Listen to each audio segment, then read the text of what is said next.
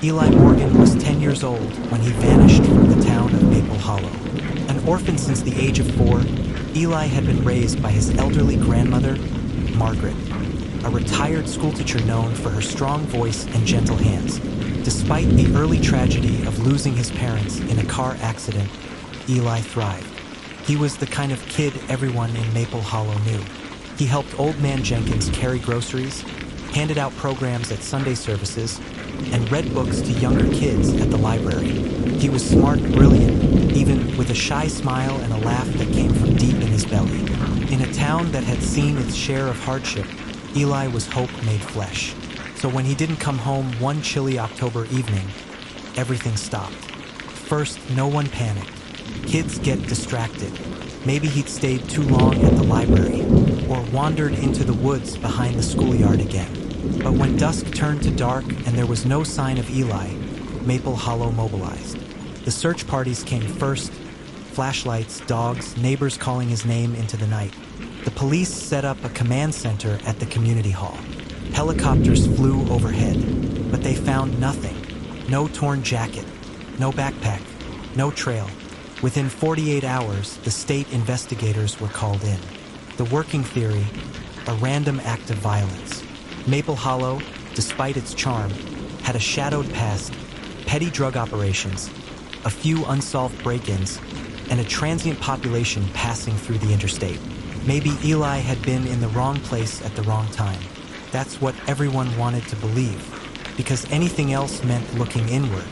But as investigators dug deeper, a different picture of Eli's world began to emerge.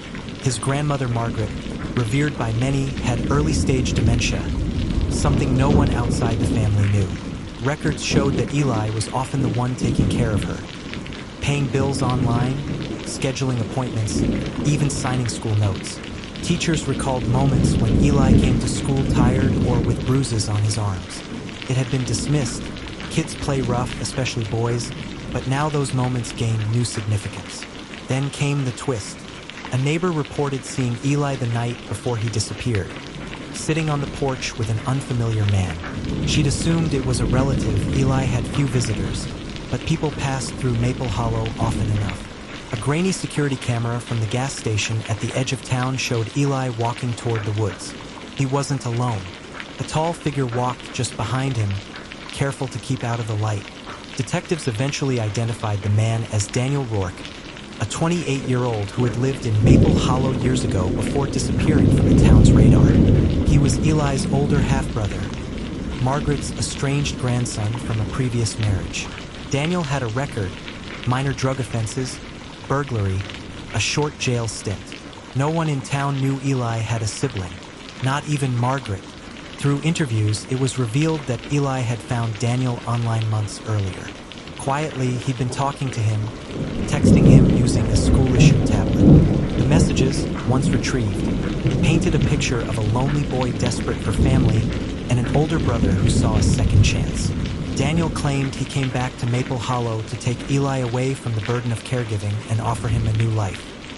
He didn't belong here, Daniel would later say. He was drowning, but Daniel never called the police. He never told Margaret, and Eli never returned. After a week of silence and mounting pressure, Daniel finally cracked. He led authorities to an abandoned cabin deep in the Pine Creek Forest, 15 miles from town. There, they found Eli cold, frightened, but alive. Daniel had taken him under the guise of rescuing him. But once in the cabin, reality set in. He had no job, no plan, and no idea how to care for a child. When Eli wanted to go home, Daniel panicked. He didn't hurt Eli, but he kept him there, cut off from the world, waiting for something to change.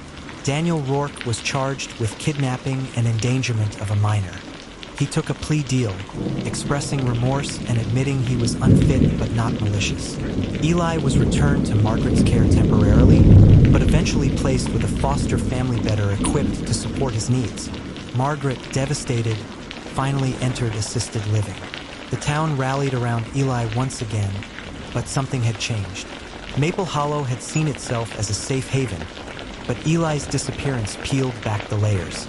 It wasn't just random violence that had threatened their peace. It was secrets, silence, and the consequences of looking away. Eli is now thriving. He's 14, in therapy, and lives with a couple who treat him like their own. He writes poetry, plays guitar, and volunteers at shelters. His story is still told in Maple Hollow, not as a cautionary tale, but as a reminder. Love, even when well-intentioned, isn't always enough. Sometimes the people we think we know best are carrying the heaviest truths. And sometimes the monsters don't come from outside the town. They come from within,